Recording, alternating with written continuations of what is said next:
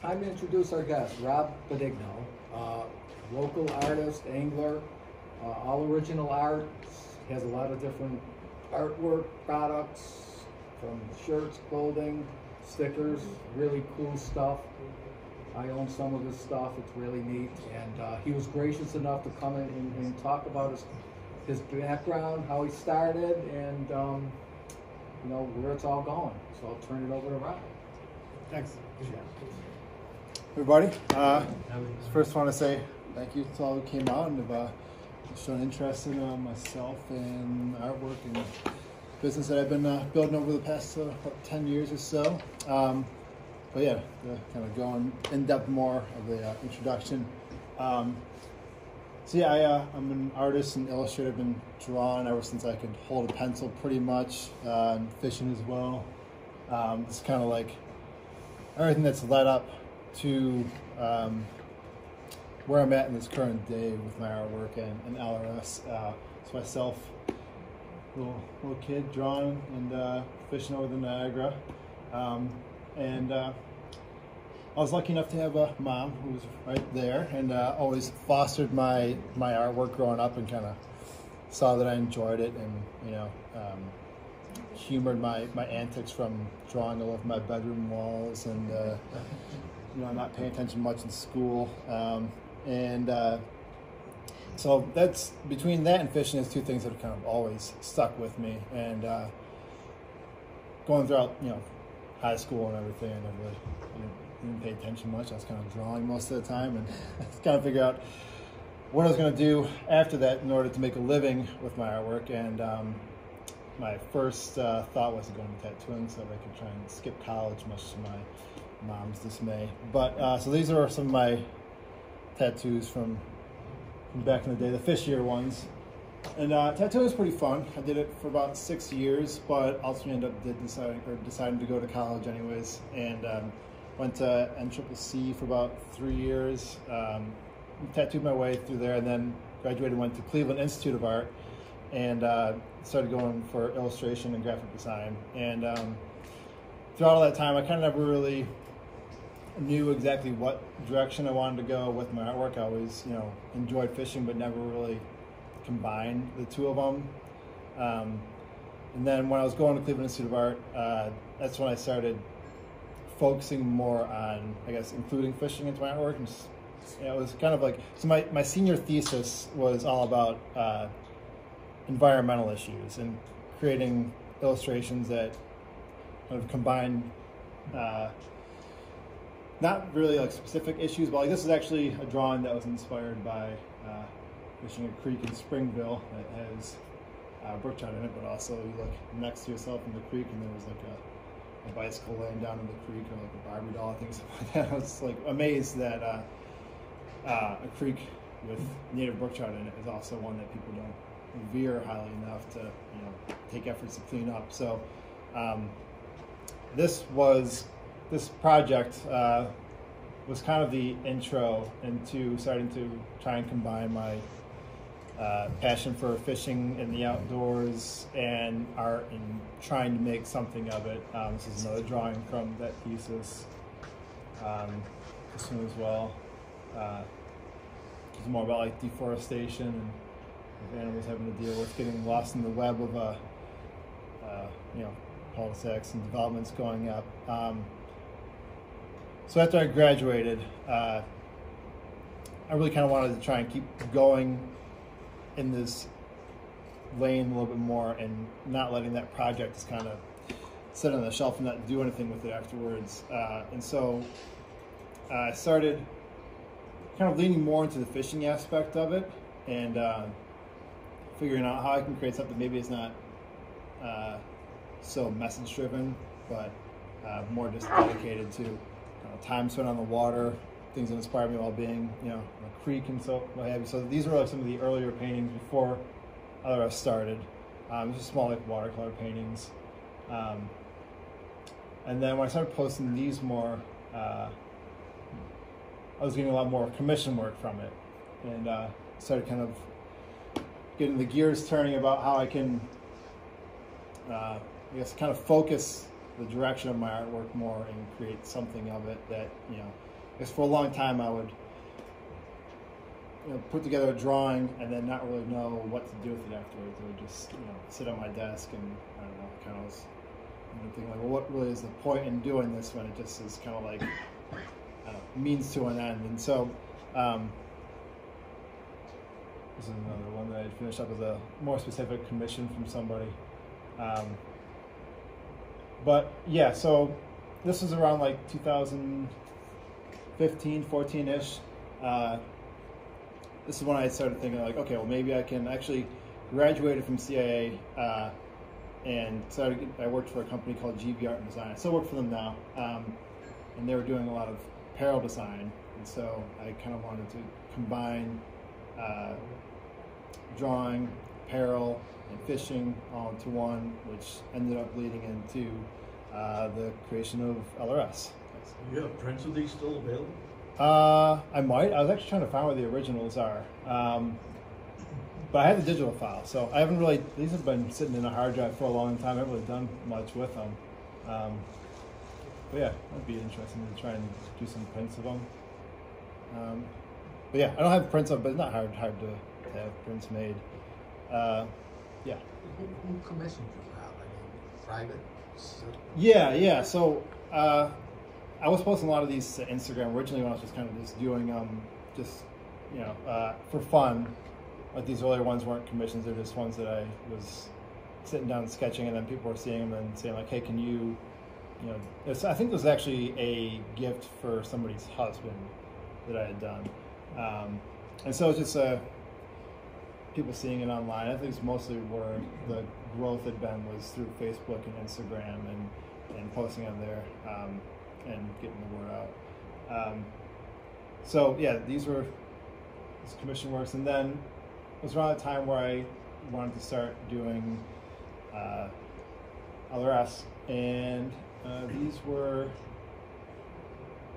the first run of shirts that I did. I actually started LRS with a buddy of mine, Dustin, because he was a lot more adept at social media at the time. I was not really that great at it, and so I figured if I team up with somebody who can help me out with the marketing aspect, I can focus more on the drawing. And so, yeah, we teamed up together. I put together these 3 designs, and hindsight, not really a huge fan of those ones. I've definitely grown a lot since these ones. That Steel Obsession one's a bit heavy-handed. But yeah, I mean, they actually had a surprisingly decent response for starting off. It was enough to keep the ball rolling and realize that there was like, this might have some legs to it. The left was the kind of like ideation sketches for these first 3 shirts. Since we did these first 3, these are some more designs we had done afterwards. And there's a locally themed one. I don't have it in stock anymore. I should bring it back, but yeah, almost fun. Lower river and upper river, inland streams below it, and then kind of Great Lakes and the different species and stuff in there. And then another fun project that we had done in the beginning to try and build the audience was called Friday Fly Day, where I would reach out to various tires on Instagram that I thought were creating some really amazing flies. I think the thing that I like with fly tying so much is that it's like a kind of functional form of artwork. There's a lot of like expression that you can kind of loop in with the actual intention of it catching a fish. But I mean, when you zoom in on a fly, it just colors that flash and wire tinsel. I don't know. It makes it for a really fun thing to draw. So I would draw a fly of theirs and then have them repost it, and we'd do a giveaway of the print and have people share it. And that was a good way to kind of initially start getting more eyes on LRS. So these were some of the drawings that I had put together for that. We'll actually have some of the originals here if anybody wants to look at them afterwards. And then, in addition to doing just stuff that was just LRS inspired, but like things that were just for us, I was getting a lot more freelance work from guides and outfitters and shops and such that were seeing the work that we're posting. And so these are a number of the earlier freelance projects that I did. Actually, I don't know if anyone knows Ryan Shea, who runs Brook Dog. He's a guy done the lower and upper Niagara River. And then Chautauqua Bugs, Steve, I can't remember his name, his last name, but really nice guy. So it's really cool developing relationships with, shops all over the country, just starting off and putting together a lot of fun artwork for them. And the cool thing was that I didn't notice this so much when I was doing artwork in college, but like when I'm developing artwork that's based off of things that I enjoy, you tend to kind of get that same work back and requested. So the more I was posting fishing related artwork, the more I was getting requests from people that were in the same vein to have designs done for them. So it was really like a nice kind of cyclical thing that we were building here with this. Who's Backcountry? That was, they were kind of like a small group of guys that were creating like video content and stuff like that. They had a show on, I can't remember what the channel was, but I think it was a channel that you can purchase on Instagram or something like that, and they were creating episodes of adventures that they were going on. So those are some of the earlier days. This is all back from like 2016, 2017-ish. However, this was also around the same time that the partnership was kind of not working out quite as well, because with freelance work, which is still kind of a thing that I'm juggling today, doing stuff like this ends up slowing down the stuff that is solely LRS. Just kind of not enough time to do both. And so Dustin was responsible for marketing and shipping and stuff like that. And then when I was doing these freelance projects, there was one about shipping going on. And so things kind of ended up sitting idle while I was just doing freelance projects. And that went on for about a year. And then same time, Dustin is having a kid and working a full-time job. And so eventually I ended up offering to him to just buy his half out and then just go on it solo. And so then in 2018, that's when I started taking LRS on full-time for myself. And I would say from that point on, that's when it really, I started kind of trying to push the unique side of the artwork, doing stuff that is not something you're going to find from the companies really. So this is like one of the earlier series that I started called Trout Water series. The Steelhead Rainbow Trout, one of the lower left was the first one that I had done. Kind of rolled out through brook trout and cutthroat and brown. And then these are some of the designs following. These are some of the more recent ones. The Yukon one was one of the earlier ones. And then Those are all yours? Yes, yeah. I've seen a few of those. Oh, that's awesome. Thanks. I don't know where I'm seeing them. Hopefully, yeah. Maybe it's Two in the bottom corner there? people wearing some shirts Top around.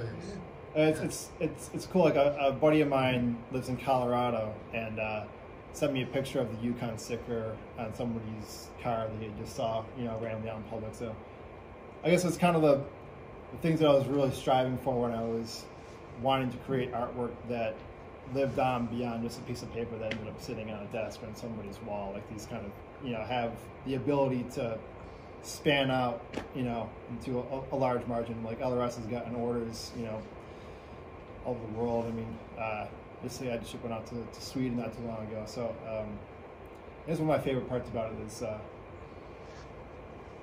how you can just create one image, and then that one image can have such a, larger life outside of, like I said, just sitting on a piece of paper.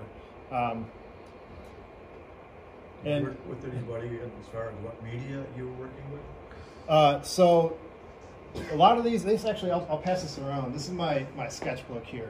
That has kind of a lot of some of the initial sketches in here. Some other ones not as that are not shirts, but just sketches. So I'm going to take a look at it and pass it around. But the creation kind of varies a bit. The Big Pop one, I actually have the pen sketch in there. At times I'll think of an idea, it'll just kind of like pop in my head and I want to sketch it like immediately. And that was the instance with that one. And so I still work for that company, GV. And it's funny because sometimes I work from home for them. There's times where we'll be on a Zoom call and I'll be sketching an LRS idea while we're talking below my computer so they can't see it. That was the case with this one. That was fun because I mean that came together in a day. But other ones like this River Rats one on the lower left-hand corner here. When I was younger, I was always like a really big Ed Roth fan. I don't know if anybody knows Ed Roth, but he did like a lot of hot rod art. Like I wanted to be a pinstriper for a while, and so I always knew that I wanted to do a River Rats themed shirt, and so that was the inspiration behind that one. And that one, I think, because I had this idea in my head for so long, and I had this vision of it, I went through like 3 or 4 different iterations to really kind of to nail that one down. So it's funny how some of them they come like that, and I draw them really quick, and I still get a really good response, and other ones take me a lot longer. The Yukon one, actually, when I was living in Cleveland, we would come back, once every other weekend, my now wife and I, just because it's only a 3-hour time span, so you're not quite far enough away to have an excuse to not come home for a birthday or a holiday or whatever. So this was actually Christmas Eve. We're driving back, and I think we got to my mom's house at like 10 o'clock at night, and I sat down and stayed up till like 2:30 in the morning drawing this one, and put it down on watercolor just for a fun gag idea, and it ended up being one of our best-selling designs. Still is. It's going on, I think, probably 5-6 years old now. And then see, these are some of the other more recent ones as well. This bottom left-hand one I had actually done as a campaign for Project Healing Waters, and on Veterans Day I released t-shirts and decals with that design, and then donated all the profits for a week after Veterans Day with that design. And still now 20% of the proceeds from decals and shirts I donate to them. And then actually going to be in probably about a month or so now working with somebody who works for their national level, and in DC we'll be doing a larger campaign to try and raise some more money for the new design. So it's pretty exciting. It's cool that I get to team up with companies that have a larger reach, so that LRS in itself maybe can't do that much, but I can provide something that maybe somebody like another company doesn't have a good artist to hire, something like that. I can offer my services to them, and in that case, hopefully create a pretty solid campaign that's going to help raise some money for them. So yeah, I just always want to make sure with the designs that I'm creating something that has some sort of interesting concept, whether it's funny or just a cool visual that's combining 2 different elements, or just has something that has a kind of like, oh, I didn't see that initially kind of type effect to it, like the reverse snorkels. An idea of what a fish would look like if it were trying to snorkel. What was the influence on the skeleton of the stairway? So that is actually the chest print for the bottom right-hand one. Oh, so are you asking about the top one or the bottom one? The bottom one? Yeah, the bottom one. So it's kind of like the idea of, fishing throughout your entire life, and it's being a lifelong passion even until, I guess, you're in the grave, more or less. So the bottom, is forever fishing. It's, I guess, a macabre way of looking at it, but I like to think that hopefully if things pan out, I don't have too much time to fish now, but it's something that you can continue to do well into the years of retirement. Hopefully, past the time where I don't know, it's days consumed with waking up and making kids breakfast and then having to go to work and then getting them to bed. So yeah, this is kind of look into the process of the design. So in this instance, I started off with a pencil sketch. It was like the literal trout bum, The sign says "will rise for food," which I thought was a fun little quip there. But yeah, so it goes from pencil, and then I ink it, and then I color it digitally. So sometimes I have like a tablet at home that's connected to my desktop. Yeah. I think you might have to stop sharing. Oh, really? Yeah. Okay. Because I don't see that. I just see your I wonder if the meeting. Hang on 1 second. Sorry. Very good. I know this is- Oh, it says it ended unexpectedly. Okay. Let's try it again.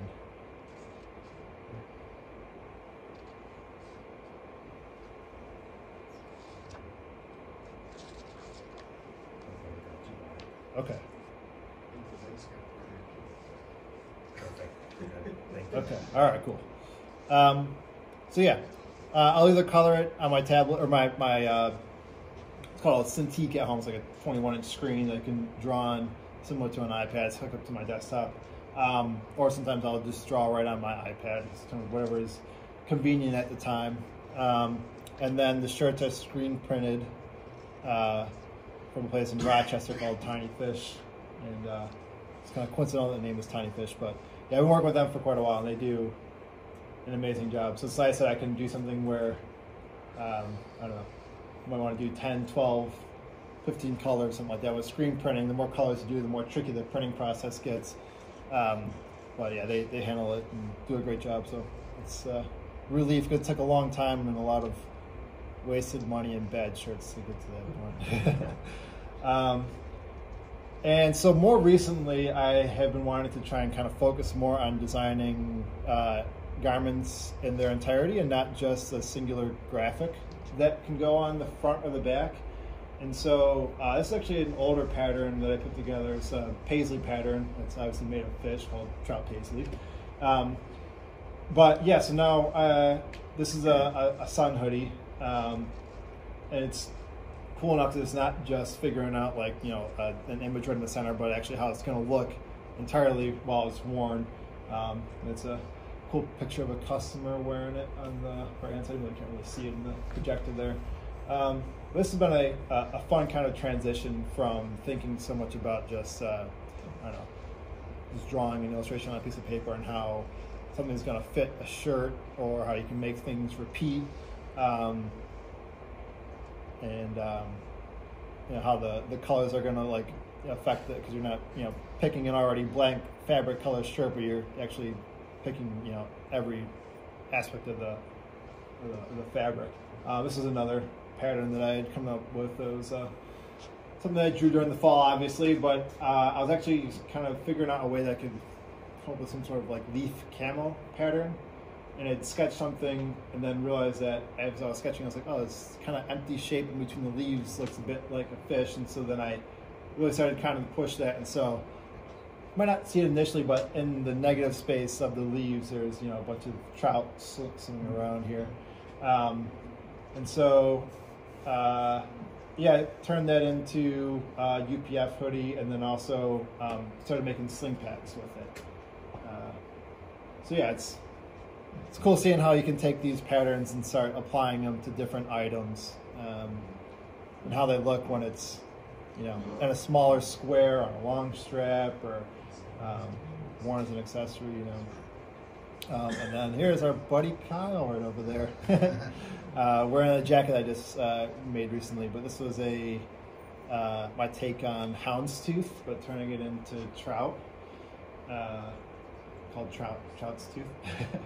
But yeah, this is one that I created over the winter actually, and it's cool because I mean the pattern itself, if you just look at it on a blank square, is not something that's like, oh wow, it's so cool. But then when you put it on a garment, it kind of like it gets small enough to the point that from a distance it just looks like a pattern, and then you look at it up closer, oh wow, it's actually all, you know, made of different fish. So again, it's kind of like the surprise aspect of the design that I think is something that's unique to LRS that I really see of other companies. And so from doing this, the freelance aspect of LRS has still continued to grow. And for a while, something that I was trying to kind of dial back a bit, because like I said, I'd say yes to a bunch of projects which I have a problem with doing, not realizing that I have no time to do any of them. But it's a lot of times the companies that have been coming to me lately it's too hard to say no to. And so the freelance, and it's still been able to grow, but it's cool because I'm being more selective and working with companies I'm really happy to put on the portfolio and client list. This is actually some boat wraps that I completed a little while ago. This is one for Ryan, and then another guy who was a walleye tournament angler in the bottom left.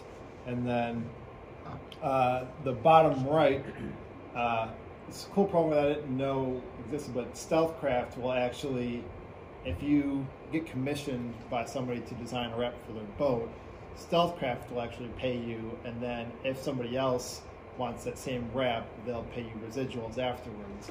And so I had put together this wrap for a guide on the Pier Marquette for his boat, and that one turned out really cool.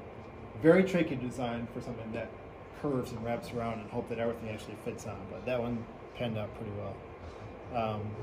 Do you install them, or do you? I don't know.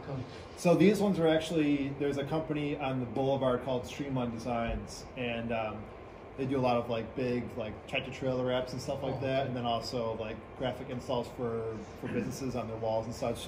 And so they installed those for me because I can only imagine how awful it would go if I tried doing it myself. So the gentleman from the Pierre Marquette drove his boat up there? Or? No, so that one was actually Stealthcraft works for somebody that does it. And that's not even, they don't actually wrap it. It was cool because they have it printed on there, and then it's like a real thick layer of epoxy or something like goes over top of it. So if you bang up against rocks and stuff like that, nothing happens to it. But yeah, the other two, this is the bottom left one and Ryan's boat on the top. Those are both done at Streamline on the Boulevard. And yeah, they do a really good job. It's cool too because it preserves your boat for I think up to like 7 years, and you can remove it in that time frame, and the glue won't do anything to your boat underneath it.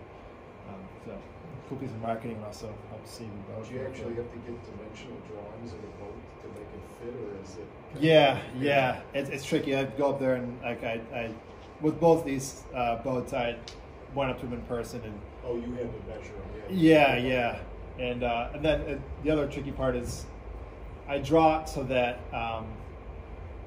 you have a lot of what's called like bleed space, so that there's a lot of extra drawing on the edges that can get cut off if it needs to, so you're not, end up getting it down to a corner and there's not enough room there, So you kind of have to like make sure that you're drawing a lot of extra space, knowing that if it doesn't actually end up showing in the drawing, that it's still okay, And these are actually some designs that I've had the privilege of putting together for Orbis over the past like 4 or 5 years. I think I've probably done like maybe 15 designs for them so far. But it did some location-specific designs, and then ones that actually ended up being carried. I think the bottom middle one was in the store here for quite a while. I think the top flag boat one too was in there. Have you ever question back here, sir? Yes. Oh yeah. Sorry. Do you keep the rights to all your art, or do you license it out or sell it off? I mean, if you got an Orbis one, you do it once, right? Yeah. So with clients like this, it's a buyout. I sell them the rights to it afterwards, so they kind of do with it as they will. So like I think a number of these they've ended up putting on like hats and shirts and stuff like that. Yeah, exactly. Do you do that with all of them, or do you just? Yeah, for the most part. Like I did some stuff for Buff, the kind of neck gaiter company, and they offer a royalty. So it's an upfront fee and then a royalty in addition afterwards, which is cool. It's the first time I've ever had a company do that. But I am of the mindset that. I'd like to just move on with it afterwards instead of trying to hound somebody for royalties, or kind of keep tabs on what they're doing with it and say like, hey, I never, gave you guys the privilege. So I just kind of make sure that the fee initially is what I'm comfortable with for them to just be able to do what they want with it afterwards. It's worked out so far to this point. It seems to be simpler and then leads to more repeat business afterwards. And then there's some designs that I've been working with. So ATSCO, I got to do some designs for it. Actually just ended up, it was actually a different scenario with the buyout.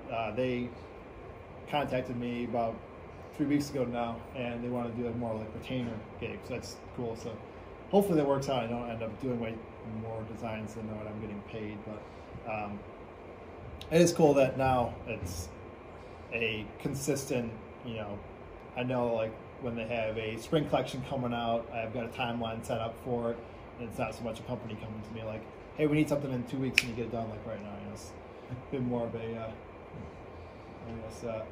expected schedule. And then Grundens I've been able to do some designs for as well. Hook is a Canadian company that I've always really liked a lot. They're not huge, but their design aesthetic is really, really cool.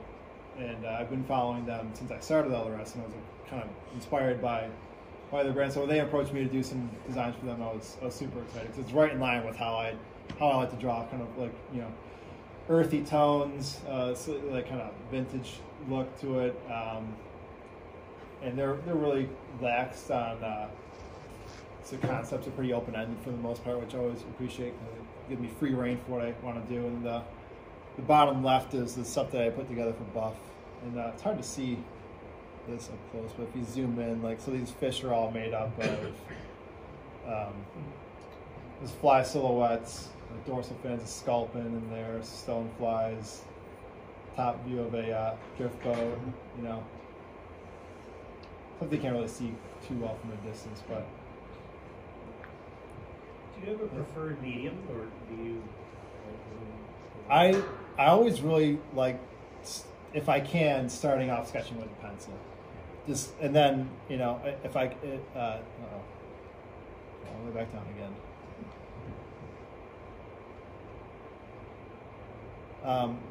There's something about the tactile nature and just the feel of sketching with a pencil that I feel like if I'm going into something digitally, I tend to be a lot tighter with it now. I'm not sure what the I don't know, intuition is behind it, but I feel like I can get an idea fleshed out quicker just going with pencil. And then from there, if I have the opportunity to ink with a like a micron, like a felt tip pen, I like doing that a lot too, because again, when you've got a digital stylus, you have the availability to zoom in as far as you want on a line, and then you end up getting too focused on one specific spot, and you zoom out, and you're like, it takes a lot longer, and I feel like you don't get as much of an organic feel to it, So actually what I've been doing lately is drawing, if I can't, like these ones, obviously trying to draw with the micron's not really going to do you much good, because there's not a whole lot of outline work that goes with it. So I try and draw at a lower resolution, so I don't even have the opportunity to zoom in really far. It tends to helps me focus on the grander picture as opposed to these tiny little individual parts. And so also another really cool thing that I just had the opportunity over the past year to do was Fly Fisherman magazine has a column in every one of their issues called the Seasonable Angler, and I can't remember what his name was, Al something. He was doing it for I think like 30 years. I think it was Al Hassel, but he was the one responsible for it for I think a couple of decades, and he, I guess, I think he was getting arthritis really bad. That there was something he had to call it quits, and so before he had decided to stop doing it, I had done this commission for their magazine that's about the Klamath Dam removal project that's going on, and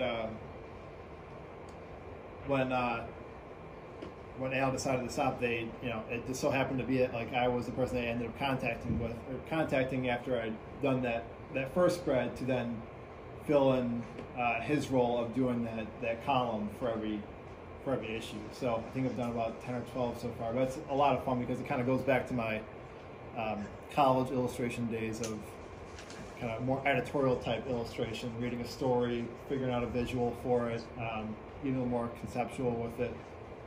So that's been a really cool opportunity. And then another really cool aspect, I guess, going back to kind of LRS having a life outside of just drawing on a piece of paper and it's sitting in my home or whoever purchased it. The drawing that I did there was when the Mars rover had landed. And I thought that if they had discovered water on Mars, they probably should have outfitted the rover better. And so that's why I drew that, you know, as a more, I think, aptly built rover. But funnily enough, we went to, my mom and wife and daughter and husband went to Yellowstone that summer that I drew that, and the guys in the boat up there had actually purchased decals of that rover from me because he was on the team that built the nuclear power supply for it, and so he saw that I was in Yellowstone from me posting, you know, stories to Instagram and said, hey, I actually happen to be here right now too, and we're going to be floating Henry's Fork. If you want to come meet up with me, I'm going to take you out fishing for a night. So it's crazy that like all these things kind of coalesced into a evening of me being able to go and fish Henry's Fork with him. And it's just from posting a drawing with the Mars rover, you know. But yeah, so that is that, and it's you know, future of LRS. I've got some pretty big plans for it. I really want to try and start creating more of a kind of community around it. It's not so much just about me creating drawings and offering to people, but trying to do stuff like actually, let's see if I can pull it up here.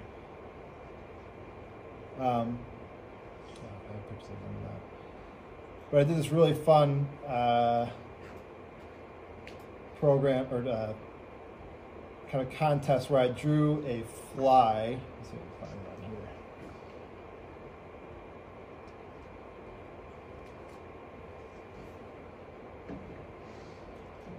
Here we go. So this was, see it all right? Idea that this is I think the 7th version of it, but I sketched a fly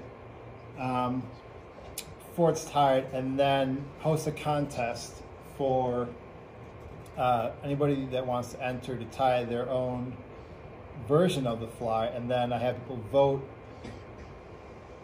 on the ties that people put together to see who matched the drawing best. And this is a really cool, like, kind of, I guess, second version of that Friday Fly Day, where it's combining again the drawing aspect of fly tying and the actual physical aspect of it. And it's to me, the interesting part is you've got essentially the same fly, but all these different people's take on, you know, what matches it best, and then also people tend to vote on A, what matches it best, but then B, what they think would actually fish the best. You know, and this, I guess, kind of like what I would want to do that this falls in line with is start creating more of a community around LRS that is allows people to interact with it more and feel like they kind of are part of a group more than just, I said, just being myself, kind of constantly pushing stuff to people. And I think that kind of goes hand in hand with being able to start doing more conservation efforts. Like, you know, we were talking about trying to do collaboration, like a TU beer, or creating a design around a specific conservation effort that, you know, TU's putting on, and being able to take funds from that design and put it into that project. But yeah, it's where I'm hoping to go with LRS, and I think with that concludes my talk. So yeah, hopefully it was interesting enough for y'all. But yeah, thank you again for everybody that came out. And if you I just looked you up. You can buy T-shirts right through you, right? For Yes. $2. Okay. Yeah. Do I get a discount if I mention Yeah, absolutely. Yeah. $5 extra. Yeah. What I could actually do, if you wanted, I could set it up right now. It's just. Do you have a web? You know, you've got cards, Rob, or your website? Or, I should yeah, buy guess cards you with me. can go Well, yeah, I can go right to my website here. Yeah. Show you guys it. And I can make a discount code before I leave for anybody that's here that wants to order anything. So the website is Lakes. I don't know if you can even see this. So You can just Google Lake River Streams. It pops exactly. up. Yeah. So here's the website. Shirt cities, decals, everything up there, and then. Are you going to release that Nixon sketch? I don't know. Some drawings I always wonder maybe it might be a little too niche. You know what I mean? I've had some things that flopped in the past, and so in the past, that's why I'm a little nervous to make things that might be not so universally accepted. But yeah, that's why it's fun that I can just kind of draw what I feel like. It doesn't always have to turn into a product. Yes. When we did the cards. Oh yeah, I didn't show that. I was we need to include that. So this is a really fun project that I completed last year. It took about a year and a half to put together, but hopefully having them restocked here soon. But I drew a whole card deck, which was a lot of drawing. Pictures show up here. So I designed the tuck box and all of the face cards. Each one of the suits is there's warm water, freshwater fish, cold water. There are trout and then salmon, which is trout are the hearts, and warm water is the clubs. Spades was the salmon, so brook char actually, and then diamond was saltwater, and hearts was. Oh yeah, hearts. Sorry, I already said that. And yeah, I gotta say this was definitely one of the most accomplishing things once I finished it, because it took a long time, but it turned out really cool. I was happy with it. The process of getting them restocked, but one of the things that I'm learning with having products made is that most of the time things don't always go according to plan, and the printing on this restock of cards is causing a bit of issues because for some reason now the card company's got a different textured piece of paper, and the print is not turning out that well on them. So yeah, learning how to draw better and also how to manufacture things at the same time is a lot of fun. But eventually these will be back in stock here. With all the diamonds there. Permit, bonefish, and redfish, and snook, tarpon. It was fun learning how to fit all these fish into diamonds and hearts and clubs, and that's So you did it individually, each card? You didn't take a card? Yeah, no, yeah, I drew. I wanted to make sure that pretty much every aspect of the card deck was all hand done custom. It wasn't like any clip art that I had taken and put in there. The Joker's my favorite card. Yes. Yeah. So you've been approached by TU National, or have you pitched them at all for any other projects? Not yet. I have been approached by Kyle and Jesse at TU Northeast, trying to put something together. I think what's kind of unique, you showed how you're able to show a theme or a story in what you do.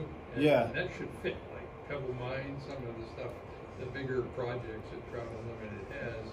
I'm just trying to think of any artwork that they've used up till now.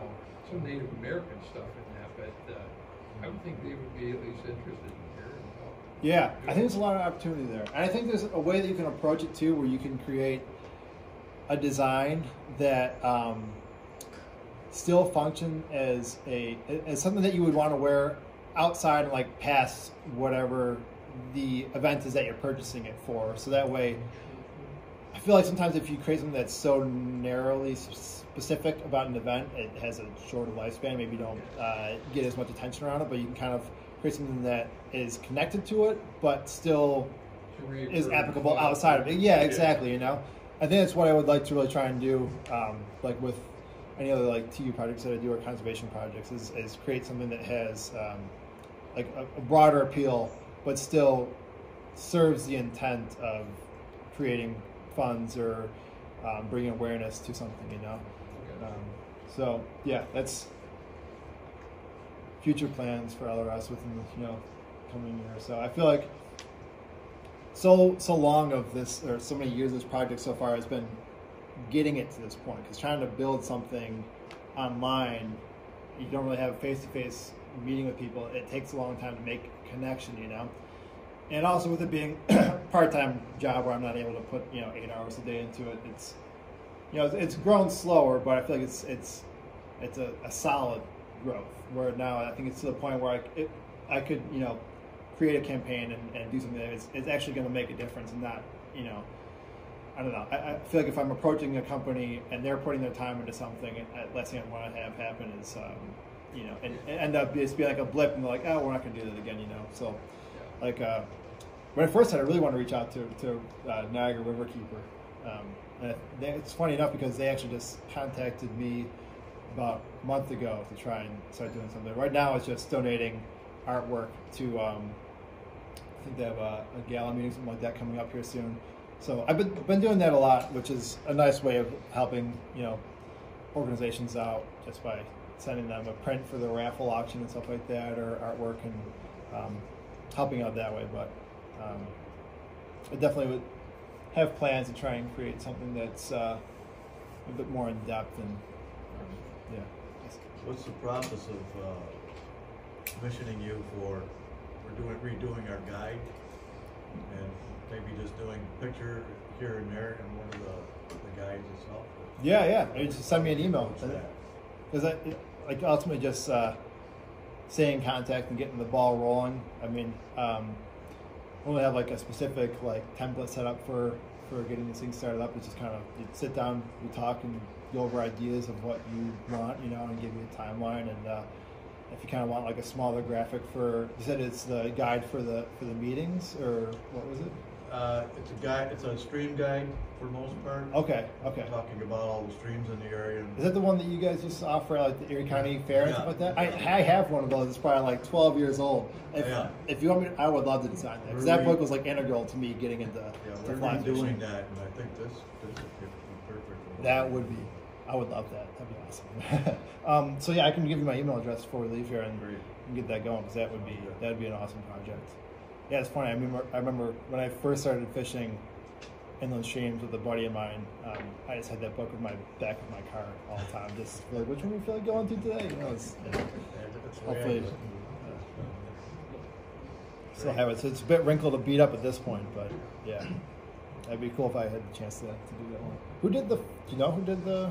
Tommy Kegler. Okay. Remember GNR Tackle? Yeah. Seneca Street. I think. I mean, I was surprised. Ray's son. Okay. Yeah. Okay. He's a teacher and used to work an art teacher. Oh, okay. But he did a lot of that. Cool. Yeah. To reach out to him, make sure I don't feel like I'm stepping on his toes. Nah, I don't do yeah, I think this is actually a quick video of drawing the footloads here. I'm not sure if it's going to or not. And it seems to be a little bit slow.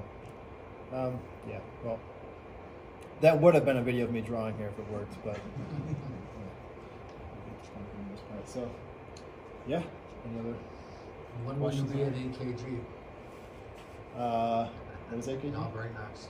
Oh yeah, visiting probably. I don't know about in there. I was over there over the weekend there, and there was one exhibit, and I just couldn't make heads or tails of it. It was just circles and lines and squares. Yeah, I was looking for something like this. I told my son, some wildlife. Yeah. Actually, I went to the wildlife exhibit.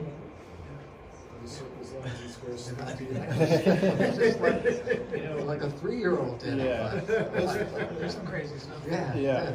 He's more of a Birchfield guy. It's more like Right, yeah. I was going to go see Alberto Ray's exhibit that was at Birchfield Penny a while ago, and I was like, now this is what I'm interested in. I still, my cousin's husband has been doing, he's a naturalist and conservationist. He was working for Chautauqua, Chautauqua Watershed Conservancy. But he knows Alberto he worked at Fredonia for quite a while. So I'm always kind of like, can you set something up so I can meet him, sometime? That'd be cool. But, yes. And it's funny you're saying this, because I don't know who came on when, but early on after I came on, the thing with a virtual penny art gallery where we had, my idea was, I forget the title of it. It was Fly Fishing: A Celebration of the Stream, and I approached Virtual Penny about, what about me getting some local artists, and this would kind of be the rough theme. It would have flies that were tied, actually on-site fly tying, and also artwork. And I guess I hadn't realized it at the time, but Alberto Ray was going to have an exhibit there as well, and then he kind of helped facilitate doing that, and Thomas Kegler took part, and I forget some of the other artists.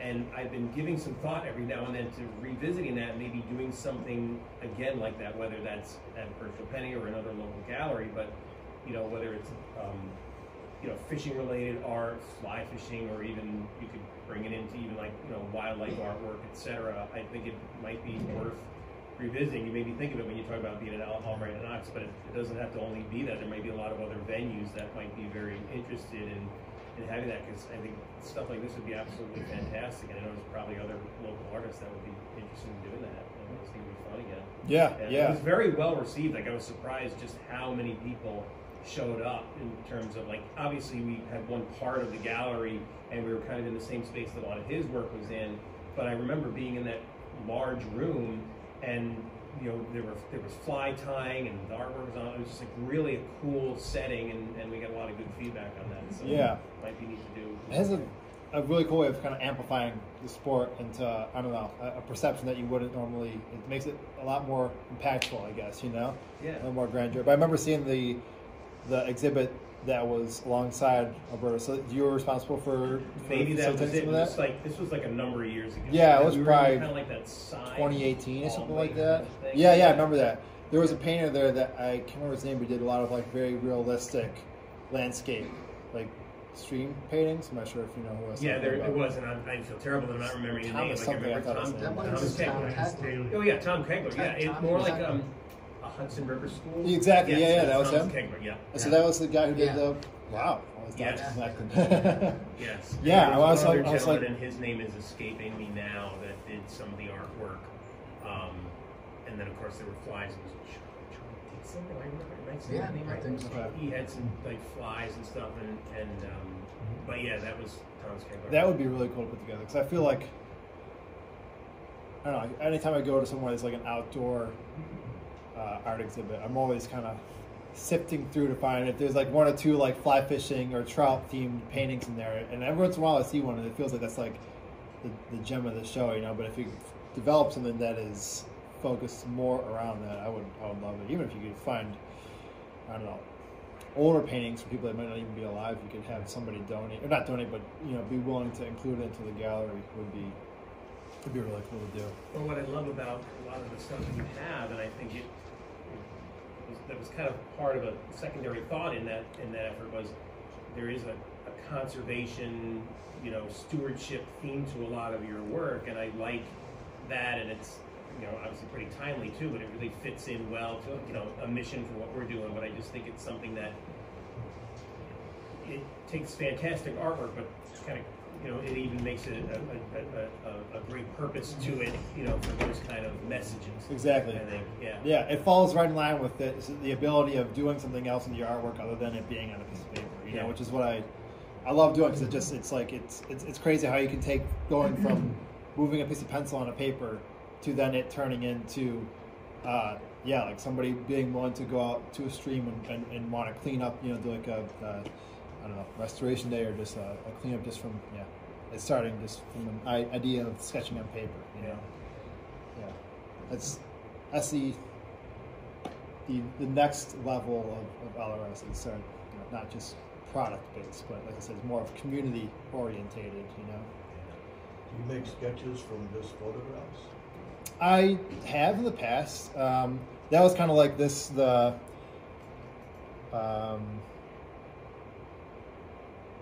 the earlier ones that I was showing you, where they were just on paper, like these ones were more kind of like looking at a photograph and putting it on the paper with watercolor. Not as much the one on the left, because that would be a 30-pound steelhead. But yeah, this one, I mean, it was still very much photograph based off the Bet and Kill River bridge there. You say I recognize that. Yeah. A buddy of mine lives in Vermont, right around there, and I had drawn that and then gifted to him when I went out and visited him. But yeah, so I like to try though, and I like the idea of like capturing the realism of a photograph and learning how to recreate form on paper, but also I like being able to insert my own imagination in and exaggerate things, you know, and I guess get more illustrative with it, you know. Are you smoking weed when you're doing it? Maybe those 2015, so maybe then, but not quite so much now. You know, tone down a bit these days. Probably no problems if I do that. That's legal. So. Yeah. Not rebel anymore doing that.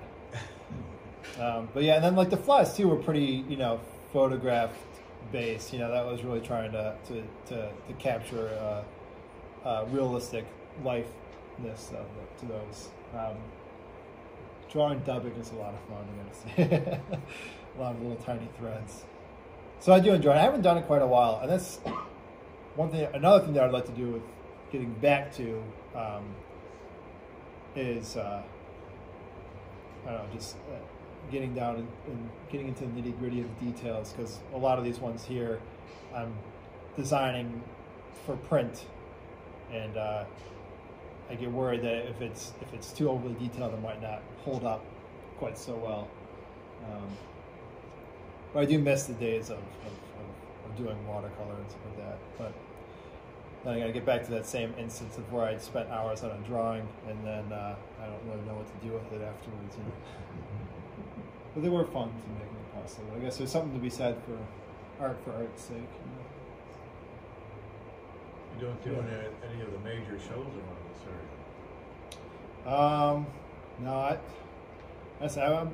tend to be a bit of a hermit. I was nervous. I'm not a great public speaker, so I was a bit nervous coming out here today. But I would like to. I'd like to try and go to some of the more bigger trade shows too, and try to get the word out. With LRS being a like side gig for so long, just kind of keeping my home as the home base and seeing how big I can get it just from working out of an office space in my back room has been kind of a fun challenge. But I would like to try and start getting out to like the New Jersey show and stuff like that, and I hope so. I was get so nervous when somebody coming up and being like, "These shirts are dumb." I'm trying so hard with them though. But I do actually have. If anybody else wants to look at them, so these are some of the original sketches. Thank you. From the flies that I had painted. And this was a older scanty type watercolor fly that I'd done. This was actually, so I have here, this was the pen and watercolor for this Bass Rodeo shirt, and then from that drawing, this was the actual printed shirt from the drawing. It's cool seeing how it goes. This one I watercolored it after I colored it digitally. I did the pen and ink, and then used that for the shirts. These are actually drawn pen lines that were in this illustration here. But then I just I had this perfectly good line drawing here. I'm like, what's it? They're going to be colored, so I colored that one. So that was fun. But then I also turned it into sun hoodies as well. This was the UPF hoodie version of the same illustration here. So yeah, it's a lot of fun seeing how it goes from this to this to this. So you contract a printer? I'm assuming you don't print them. No, yeah, these are printed by a company in Rochester called Tiny Fish. Yeah. They use a quality shirt. Yeah, so the shirt I actually picked myself. These are a Bella canvas shirt. It's really soft, 60-40 blend, and has like a nice heathered look. But so I pick out the shirts myself and then send them the order of like, hey, I want this design on this shirt. They'll order the shirts, they print everything, because I've thought about trying to figure out how I can do printing by myself, but like I went out and visited their shop a few times picking up shirts and stuff, And I mean, they have like a 12,000 square foot facility. It's all set up to their presses, you know. Yeah, exactly. So I'm like, there's no way that I would ever be able to do it on the level that they're doing it. So I let them focus on what they know how to do, and then end up with a much better shirt that way. So yeah, and then if anybody's interested, I have a box full of decals. You guys can, you know, take some with you on your way home if you feel like it. He wants to watch Spaceballs. Oh, Merchandising. Oh, yeah. I've watched it maybe once a long time ago, but I might have to go back and take some advice from it. So yeah, I think. Great work. Great. Thank you. Thank you.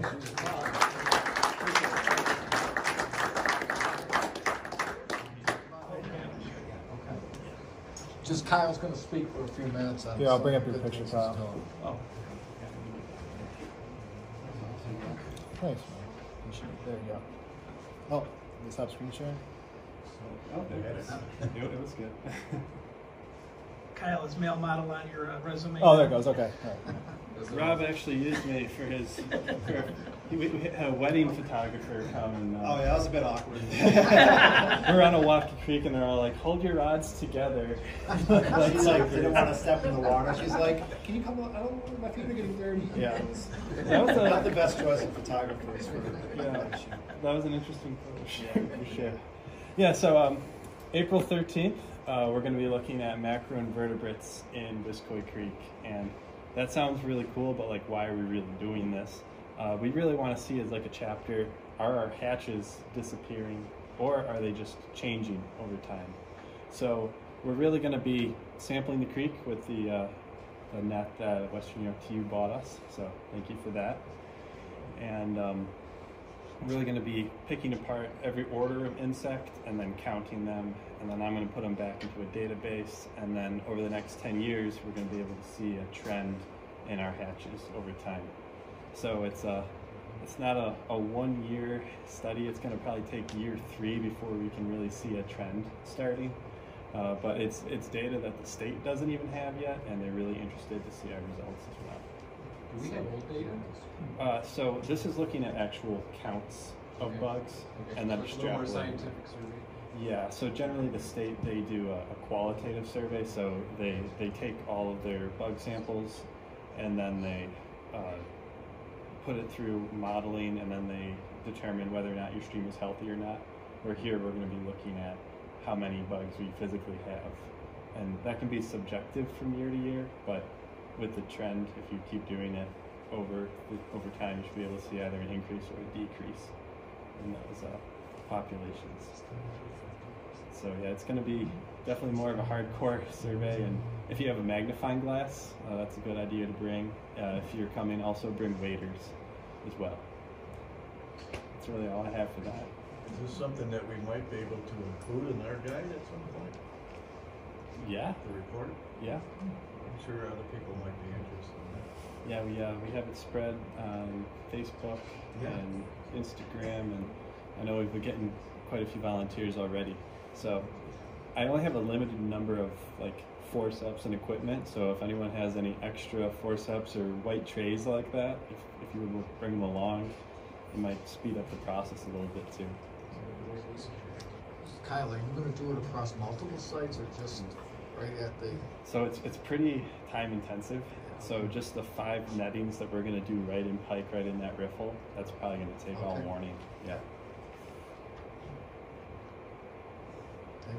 Any updates on your salt monitoring? Yes, we have 34 readings from our chapter alone, which the Isaac Walton League, who we go through, was really happy with that. So they're going to send us even more envelopes for the summer and then for next winter. So they're really happy with that. And then Seth Green, Trout Unlimited, is going to get involved in that as well. So they're going to be looking at all the Rochester inner city streams. So they're going to have a lot of salt over there.